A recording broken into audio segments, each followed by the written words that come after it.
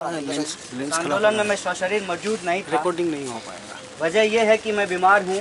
इसी तरीके का एक प्रोटेस्ट था, डीन ऑफ स्टूडेंट के बाहर भीग जाने के बाद मलेरिया हो गया। आज मैं पहली बार कैंपस आया हूँ। उसके बाद मुझे पता चला कि प्रोटेस्ट हो रहा है, सीधे यहीं आया। तमाम लोगों की बातचीत सुन रहा था, मामला पता चला है। कुछ चीज़ें बहुत अजीब हो रहा है इस देश में। देश का प्रधानमंत्री बोलता है डिजिटल इंडिया, सबको मोबाइल देगा, और यहाँ हमारा वाइस चांसलर कहता है कि गार्ड मोबाइल इस्तेमाल नहीं करेगा।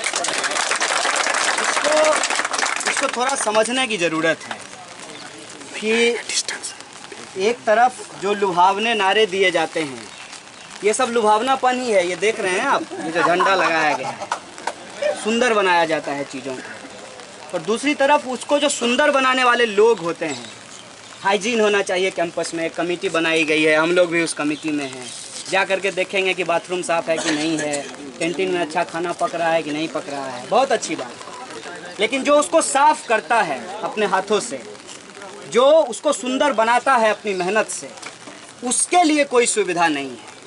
डिजिटल इंडिया है, लेकिन गार्ड मोबाइल इस्तेमाल नहीं करेगा। इस देश के अंदर मिनिमम वेज की बात की जाती है। श्रम मंत्रालय है, एक मंत्री हैं और एक लेबर इन्फोर्समेंट ऑफिसर होता है, जिसका काम होता है जाकर के देखे कि किसको मिनिमम वेज मिल रहा है, किसको नहीं मिल रहा है।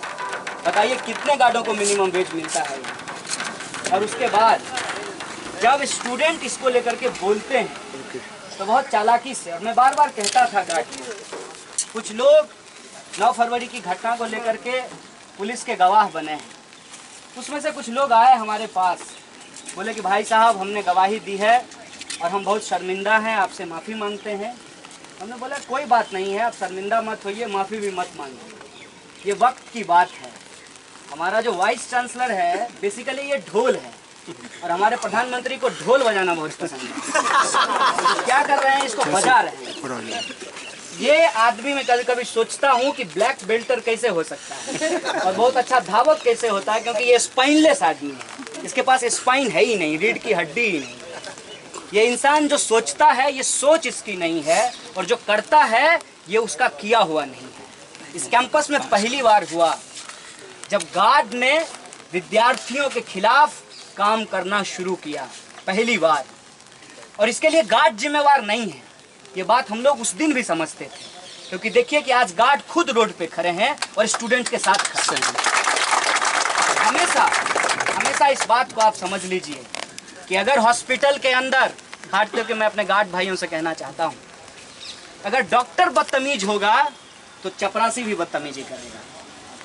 सिस्टम के अंदर जो सिस्टम का बिहेवियर होता है वो कभी भी नीचे खड़े लोगों से तय नहीं होता है, ऊपर बैठे लोगों से तय होता है।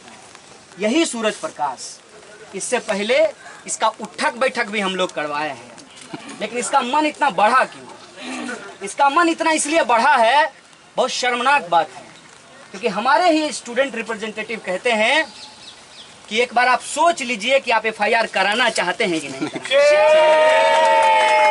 इसलिए मन बढ़ता है, इसलिए मन बढ़ता है कि वाइस चांसलर को हमसे बात करने में डर लगता है।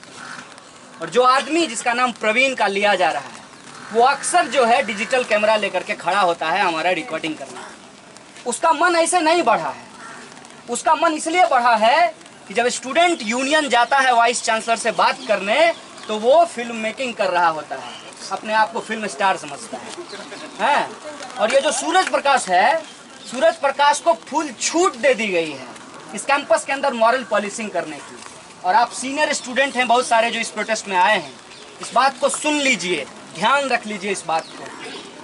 PSR के अंदर जो फर्स्ट ईयर के लड़के और लड़कियां हैं, उनकी उठक बैठक कराता है ये सूरज प्रकाश। कहता है कि मोबाइल नंबर दो, तुम्हारे बाप को फोन करेंगे, तुम रात को 12 बजे लड़के के साथ क्यों घूम रहे हो। गार्ड भैया, अरे कोई जरूरी नहीं है बहन से बात करने की, अरे मन होगा तो गर्लफ्रेंड से ही बात करेंगे, तुम्हारे बाप का क्या है।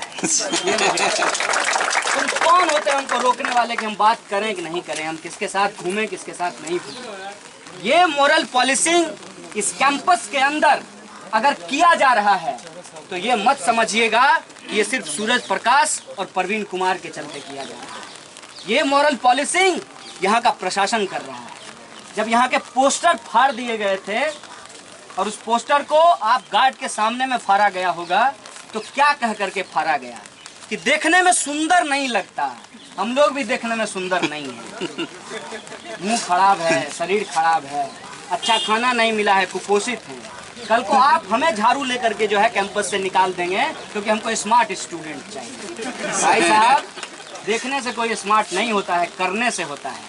अगर अकल होती हमारे वाइस चांसलर साहब को तो निकल करके एक बार पढ़ लेते कि उस पोस्टर के अंदर लिखा हुआ क्या है, उसका कंटेंट क्या है। लेकिन उनको इतनी फुर्सत नहीं है। इसीलिए ये जो पूरा का पूरा इस कैंपस के अंदर आजकल हो रहा है, जगह जगह जो वीडियो रिकॉर्डिंग की जा रही है, सुंदरता के नाम पे यहाँ का जो पॉलिटिकल कल्चर है उसको ख़त्म करने की कोशिश की जा रही है। और मोबाइल पे इतना पहरा इसलिए होता है कि पिछला गार्ड जिसके पास से सूरज प्रकाश की बग्घी निकली है, कहीं वो अगले को इन्फॉर्म ना कर दे, इसलिए मोबाइल पे रोक लगा है। अरे भाई साहब, तुमको अगर इतना ही पंक्चुअलिटी चाहिए तो आर्मी छोड़ करके यहाँ आए क्यों? इसको झाड़ी में घुस करके एम्बुश करने में मजा आता है। ऐसे लगता है जैसे ये बॉर्डर पे हो और जो है दुश्मन को देख रहा हो और जा करके तुरंत गोली मार दे। बिल्कुल इसका पूरा बिहेवियर होता है। ये क्या करता है, बिना लाइट का गाड़ी चलाता है, ऐसा गाड़ी चलाता है जिसमें आवाज नहीं होती। और इसका उद्देश्य ही यही है। और सुबह ऐसे लगता है जैसे सुबह सुबह कभी अगर ये मिल जाए तो पूछना पड़ता है कि कितना हंटिंग की है, आज 3 को स्लीपिंग लगाए। इसका मतलब कोई आदमी अगर सबवे सर्फ खेलता हो तो लाइफ की जमा करता है, ये स्लीपिंग जमा करता है कि कितने गार्ड का स्लीपिंग लगाए। इसका पैशन है। और ये सारा पैशन जो है नया निजाम आने से और ज़्यादा बढ़ गया। हमको याद है एक बात, यहाँ एक भूख हड़ताल हो रही थी आज से 5 साल पहले, और उस भूख हड़ताल के दौरान बंद कर दिया गया था बाथरूम को। और उस वक्त के सीएसओ थे सांगवान साहब, आर्मी से आए थे, और उन्होंने कहा कि नहीं खोलेंगे क्योंकि स्टूडेंट जो प्रोटेस्ट कर रहे हैं वो लोग यहाँ पे इलीगली प्रोटेस्ट कर रहे हैं। हम लोगों ने कहा ठीक है, नहीं खोलेगा तो चलते हैं वाइस चांसलर साहब के जो है वेस्टर्न टॉयलेट में जाकर के फ्रेश हो लेंगे आज। तो ये बात वाइस चांसलर को पता चली कि स्टूडेंट आ रहे हैं हमारे घर की तरफ। तो वाइस चांसलर जो है खुद ही आ गए यहाँ से और आ करके बोले कि खोल दो। तो बोला सर ऐसे कैसे खोल दें? तो वाइस चांसलर हम लोगों के सामने बोला कि तुम वाइस चांसलर हो कि हम वाइस चांसलर। तो मसला ये है कि सूरज सरकार खड़ा होकर के हमारे वाइस चांसलर को कहता है कि तुम वाइस चांसलर हो कि हम वाइस चांसलर। तो आजकल क्या हुआ है कि हमारे वाइस चांसलर साहब से कुछ नहीं होता है। मसला हाई लेवल इंक्वायरी कमेटी बनाई गई, हम लोग मिलने गए थे वीसी साहब से। हमने पूछा सर है कौन कौन? तो बोले रजिस्ट्रार से पूछ लीजिए। माने इनको कुछ नहीं मालूम है कि इस कैंपस में होता क्या है। बस ऑर्डर आता है और ये ऑर्डर जो है आगे फॉरवर्ड कर देंगे। और उस ऑर्डर को करने में हमारे नवीन यादव साहब हमको बोले कि हम तो बहुत फ्रैंक हैं। बोले बहुत अच्छा है कि आप फ्रैंक हैं, थोड़ा क्रैंक भी हो जाइए। आप मुझे ये बताइए कि वीडियो कैमरे की रिकॉर्डिंग करने की इजाज़त कहाँ से मिली? हायर अथॉरिटी ने दिया है। हमने कहा कि हायर अथॉरिटी कौन है? हमारे यहाँ सिक्योरिटी कमेटी है कि गार्डों को लेकर के जो भी निर्णय लेगी प्रशासन, उसके अंदर जेएनयू का एक रिप्रेजेंटेटिव है। कभी भी उस सिक्योरिटी कमेटी की मीटिंग नहीं बुलाई गई। मनमाने तरीके से गार्ड का फाइन डिसाइड कर दिया गया, मनमाने तरीके से वीडियो रिकॉर्डिंग की जाएगी, इस फैसले को थोप दिया गया। मनमाने तरीके से ब्यूटिफिकेशन के नाम पे जो हमारा पोस्टर कल्चर है उसको खत्म करने की कोशिश की गई। मनमाने तरीके से इनको जो मन कर रहा है वो फैसला ले रहे हैं। इसी सिलसिले में कल एग्जीक्यूटिव कमेटी की मीटिंग और जुनूटा के रिप्रेजेंटेटिव यहाँ आए थे, जुनूटा प्रेसिडेंट आए थे। उन्होंने कहा है कि गार्ड की इस लड़ाई में स्टूडेंट यूनियन के साथ साथ टीचर यूनियन भी पूरी तरीके से कहा है कि हमने जो चार्टर ऑफ डिमांड बनाया है कल उसमें हम गार्ड के इस इशू को भी ऐड करेंगे। और कल चूंकि एग्जीक्यूटिव कमेटी की मीटिंग है, कल हम उस मीटिंग के बाहर टीचर्स यूनियन के साथ जेएनयू भी प्रोटेस्ट करेगा और जो हमारे तमाम मुद्दे हैं उन मुद्दों को लेकर के हम अपनी आवाज़ को बुलंद करेंगे। एक आखिरी बात बोल करके अपनी बात ख़त्म करना चाहूँगा, क्योंकि हमारे लिए चीज़ें बहुत आसान हैं। हम स्टूडेंट हैं, 3 साल 4 साल 5 साल के लिए यहाँ आए हैं, पढ़ करके अपनी ज़िंदगी बना के या बिगाड़ करके चले जाएंगे। लेकिन जो गार्ड हैं उनके ऊपर बहुत सारी परेशानी है और उसमें बहुत सारी परेशानी टेक्निकल भी है, और बहुत सारी परेशानी पॉलिटिकल भी है। टेक्निकल परेशानी ये है कि जो गार्ड हैं वो मिनिमम वेज पे काम करते हैं, अगर वो काम नहीं करेंगे तो उनके घर में चूल्हा नहीं जलेगा। इसी बात का फ़ायदा उठा करके उनके बीच एकता नहीं बनने दी जाती है और उनको मालूम है कि एक को हटाएंगे तो 10 दौरे चले आएंगे नौकरी करने के लिए। आपको एक बात इंश्योर करना पड़ेगा कि ठीक है हम मजबूर हैं लेकिन गुलाम नहीं हैं। आपको ये इंश्योर करना पड़ेगा कि इस कैंपस के अंदर अभी जितने भी गार्ड हैं, चाहे उस प्रोटेस्ट में आए हो या ना आए हो, किसी को भी नहीं बदला जाएगा जब तक कि ये कंपनी नहीं बदली जाए। एक बात। दूसरी बात कि किसी एक को हटाओगे, किसी दूसरे को कैंपस घुसने नहीं देंगे। ये दो बात इंश्योर किए बिना आपका आंदोलन सस्टेन नहीं कर सकता है। कोई भी नई बहाली यहाँ पर नहीं होगी। जो हैं वही काम करेंगे और तब तक काम करेंगे जब तक कि ये कंपनी रहेगी। और दूसरी बात, वो सूरज प्रकाश जो है वो सरकारी गार्ड है और आपको पता है कि लोग बच्चे को पढ़ाना चाहते हैं प्राइवेट स्कूल में, लेकिन नौकरी सरकारी चाहते हैं।